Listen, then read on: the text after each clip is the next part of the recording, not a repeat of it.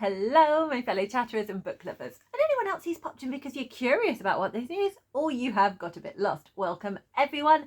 It is stat time of the month. I am going to be talking about all my stats of the books that I read for the month of March. Here on this channel, I do not edit. I only have the power of pause for my long videos. So it is a one shot. There is no editing. Cheers, everyone. Clink, clink, clink, clink. Let the chaos commence. So in March, I did do a TBR. If you are interested in seeing my TBR game, I will link it here. And I chose 6 books. I hadn't a huge amount of plans. I was just interested in doing the Middlegrade March readathon. So I knew I was going to be reading some middle grade. But other than that, I was kind of ready for the randomness. So I was pretty excited about my my book stack. So here it is. Lot of vets on here, really. This is the only new one, Keeper. So I have Kate Atkinson's Life After Life. This was the sort of new one I did, where I either chose a new or a reread from my bookshelves by just picking a shelf at random and going along till there was a new read I needed to read or a reread I was interested in reading. And I was very excited to read this.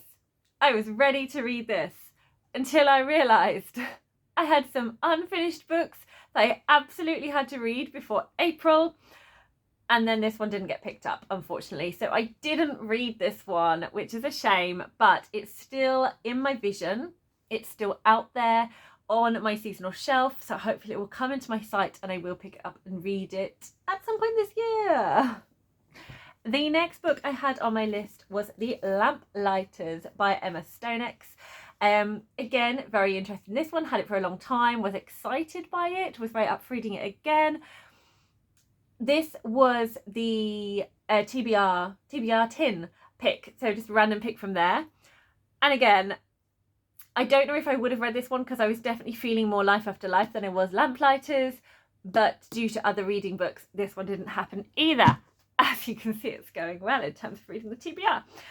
I then had The Girl of Ink and Stars by Kieran Morwood Hargrave. This is middle grade. Excellent. Middlegrade March. This is a book I did sort of need to read. Not as much as some of the others. This was another random from the shelf new read. And again, I didn't read it. I could have done, but it just didn't happen this month because of the other books that I was called to read. So I still haven't read this one either. We then have, I did the Middlegrade March spin and I got prompt number 5, which was to read a book you have missed out on, and I had a buddy read lined up with Talia from Bandana Book Mum and read Keeper of the Lost Cities by Shannon Messenger, which is middle grade. And it was one of my Middlegrade March books. And I did read this one. Hooray! This is a book I read. So let's pop this on the shelf here. Yay! One book of my TBR read. Woohoo! I then had Secrets of a Sun King, which was a worrying worm, to read a book that had 5 words in the title. And I'm delighted that this one worked because this was a book that was on my Middlegrade March TBR as well. And it was a book, one of those books that I needed to read before April. So we can pop this one into there too. And finally, I got another worrying worm, and this is The Snow Child by Erwin Ivey. And that was to read from an author whose surname began with I, which I really struggled with. So hooray for this one. However, as the month was going on, the book was sat there. And I think it's got a beautiful cover, and it really pulls me in with the sort of the intrigue and the, I suppose, like lyrical fairy tale-esque to it. But I kind of felt that I just wasn't going to be as excited about it as I was about many other books.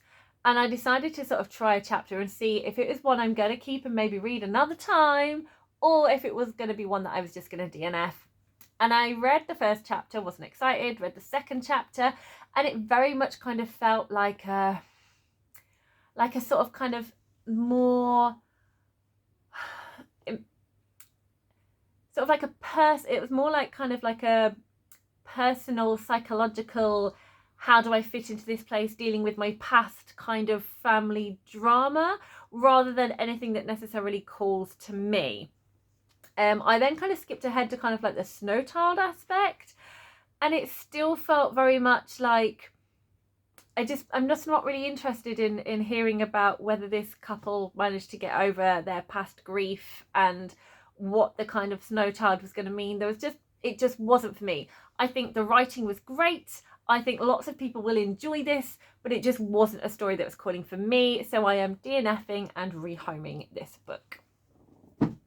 So these three that I didn't manage to read are going back on my bookshelf, and I do really want to read them.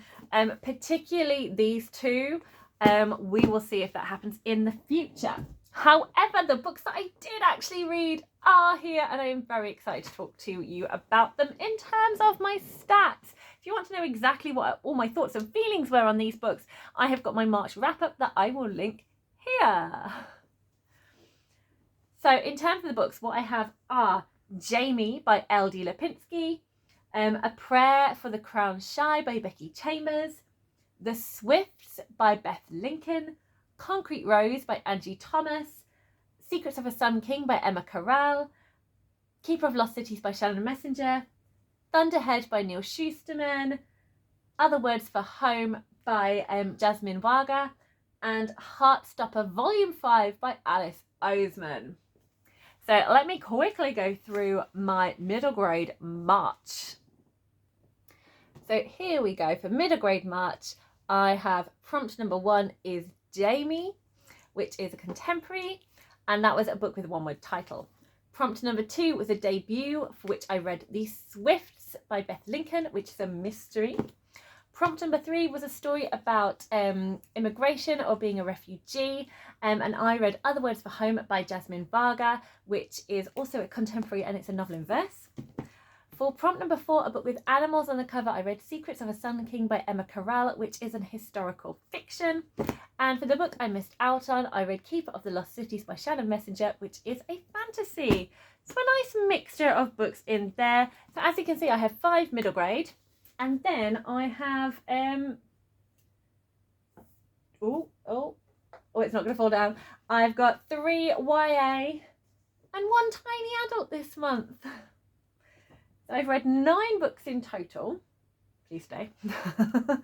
And I'm going to talk to you about sizes now as we go into the stats. So let me reorder these.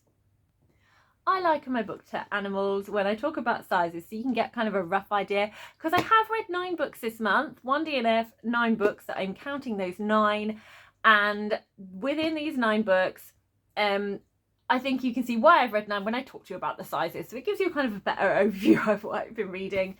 So I have 1 ant-sized book, so this is 150 pages or less, and that is A Prayer for the Crown Shy. I have 3 mouse-sized books, 4 mouse-sized books, which is anything that is above, which is 151 pages and more, or 300 and less. So that's a terrible way of explaining it. Between 151 and 300 pages, that is much better. Technically, Other Words for Home and Heartstopper Volume 5 could be more pages, but they are a graphic novel and a novel in verse, so unless they're really big, I'm always going to count them as mouse size, just because it's less words and it's quicker for me to read them. I also have Jamie and Secrets of a Sun King that are also mouse sized. I have 2 cow sized. Nope, I have 1 goat first. A goat is 301 to 400 pages, and that is Concrete Rose. I have 2 cow-sized, which is 401 to 500 pages, which is The Swifts and Keeper of the Lost Cities. I know, middle grade, that's over 400 pages. What is that? And finally, I have 1 elephant, which is Thunderhead. And that is a book that is over 500 pages, but below 700. No, 501 to 700 pages. That is the way I describe it. I have not done stats for a long time, you could probably tell. So in terms of format, I have 6 novels here. Jamie, Secrets of a Sun King, Concrete Rose, Keeper, The Swifts, and Thunderhead. I have 1 graphic novel, Heartstopper Volume 5. I have one novella, A Prayer for the Crown Shy, and I have one novel in verse, Other Words for Home. No audiobooks this month. Weirdly, had to do very little moving for the next one, which is, where did I acquire these books from? I have 0 books that I've borrowed from friends or family. I have 5 books which are mine. Jamie, Concrete Rose, Secrets of a Sun King, Keeper and Thunderhead are my books that I own. And I have 4 books from the library. Other Words for Home, Prayer for the Crown Shy, Heartstopper Volume 5 and The Swifts are all from my library. And while we're on that note, I'll just do a little quick read what you own challenge update. I have completed my 40 books. Reading what I own of 40 books. I have now completed it at the end of March. I'm not going to show you the visuals because I haven't really done anything to them. I haven't even written all the book titles down because I've just been busy with other stuff.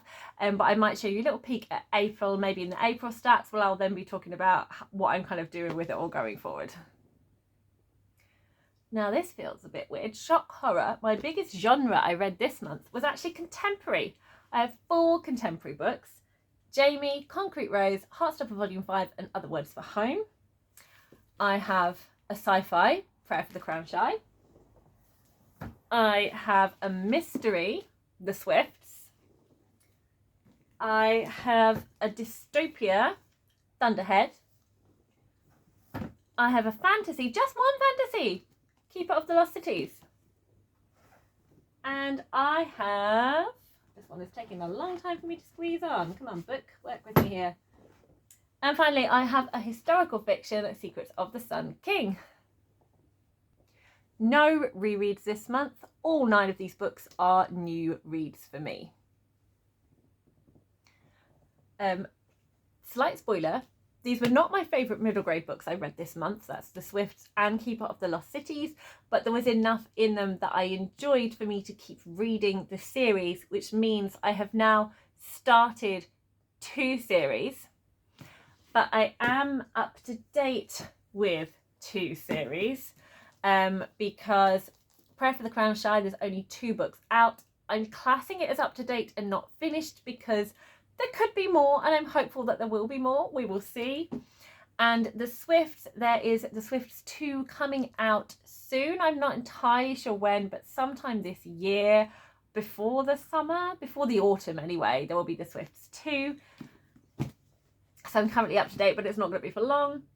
I then have made progress with Arc of a Scythe. Finally made progress with Arc of a Scythe by reading Thunderhead. And I have got 1 series I have finished. So this is the prequel to The Hate You Give. So I was counting that as a little duology. So Concrete Rose means I have finished that duology and I'll be marking it off my series list. Heartstopper Volume 5, I never have classed Heartstopper in the series that I'm reading because basically I know I pick it up and read it and it's done. It's not a series that is going to linger there for me, so I'm not classing it in my series because I keep track of my series and progress with them, and Heartstopper I know I don't need to do that, I'm just going to read them. In terms of global majority, I have read 2 books by global majority authors, that is Other Words for Home and Concrete Rose, which means I have 6 books by white Eurocentric authors. So as my aim is to try and have half of what I read being global majority, this isn't great. This isn't even a third. So not great with this one. But my other goal, having a third of what I read being middle grade, I have smashed it. I mean, I should have done because it's Middle Grade March, but I have read over half middle grade this month. So now looking at diversity, I have got 1 story that is by a black author and features black characters. I have got 1 book that is by an American Asian author and features Asian characters. I have got 3 books that are LGBTQ+. So that is where the protagonist in the story is LGBTQ+. And I think in all of these books, the author is also part of the LGBTQ+ community. And I have Jamie, A Prayer for the Crown Shy, and Heartstopper. In terms of neurodivergent, there have been no protagonists in the books I've read that are neurodivergent. There have been no protagonists in the books that I've read with a physical disability, and there has been no books that have featured mental health in them. A Prayer for the Crown Shy does involve well-being, so it does explore looking after yourself and well-being, but there hasn't been any kind of mental health representation in any of the books that I've read. So not great in terms of the disability front at all, but I know that is my weakest area, and it is something that I am trying to improve on. So finally, we have come to my least favourite book of the month, and it might not be a surprise to anyone who's watched my wrap up, but my least favourite book this month was Keeper of the Lost Cities by Shannon Messenger. I did struggle quite a lot with this book. There's a lot of stuff in here that I had difficulty with, but there is enough that I'm intrigued by that I am willing to kind of give it another try and keep going with the series. But I just, one, did not vibe with the writing. Two, didn't vibe a lot with the characters in here. Got quite angry about some of the things in the book that I feel is possibly supposed to be more emotional or more exciting. Not supposed to make you feel angry, but I felt angry. So not the best fit for me. I do see why lots of people love it, but it wasn't my favourite. I am hoping the writing style and the story improves as the series goes on, but we will see. My favourite is much more difficult. I had an amazing time with these books. I always love Heartstopper. I always love the Monk and Robot series and what Becky Chambers writes. Other Words for Home was just such an emotional read.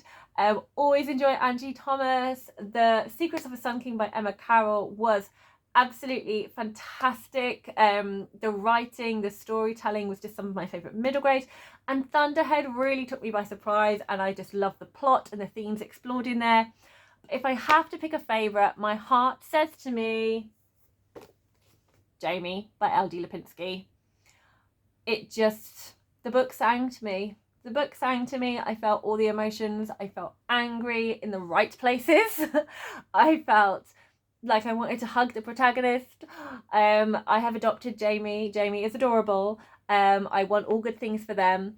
I love the friendship in here. I loved the adults learning in here. And I think it is such an important read for everyone. And it's just done in such a truthful, authentic, joyous way. And it's just a beautiful story. So Jamie is my favourite.